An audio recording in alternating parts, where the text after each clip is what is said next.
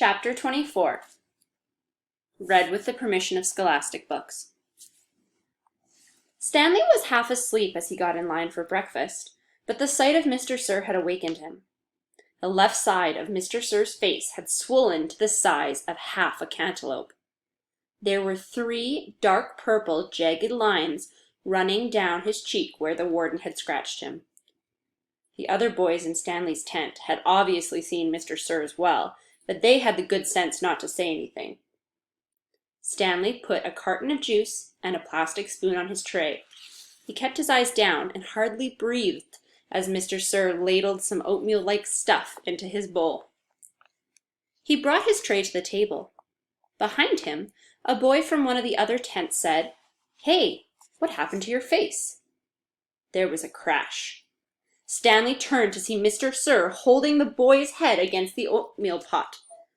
"Is there something wrong with my face?" The boy tried to speak but couldn't. Mr. Sir had him by the throat. "Does anyone see anything wrong with my face?" asked Mr. Sir as he continued to choke the boy. Nobody said anything.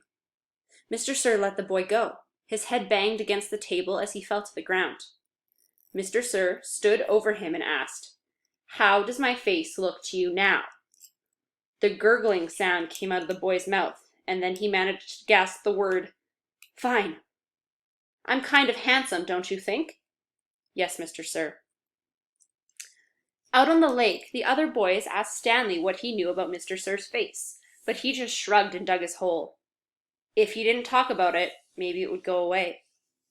He worked as hard and as fast as he could, not trying to pace himself. He just wanted to get off the lake and get away from Mr. Sir as soon as possible. Besides, he knew he'd get a break. "Whenever you're ready, just let me know," Zero had said. The first time the water truck came, it was driven by Mr. Pendanski.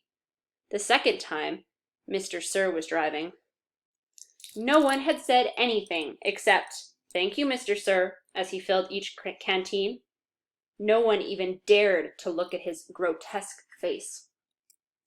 As Stanley waited, he ran his tongue over the roof of his mouth and inside his cheeks. His mouth was as dry and as parched as the lake.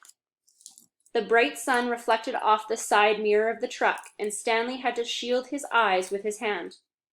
"Thank you, Mr. Sir," said Magnet as he took his canteen from him. "You thirsty, caveman?" Mr. Sir asked. "Yes, Mr. Sir," Stanley said, holding his canteen to him.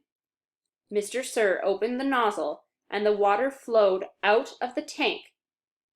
But it didn't go into Stanley's canteen. Instead, he held the canteen right next to the stream of water. Stanley watched the water splatter on the dirt, where it was quickly absorbed by the thirsty ground. Mr. Sir let the water run for about 30 seconds more and stopped. "You want more?" he asked. Stanley didn't say anything.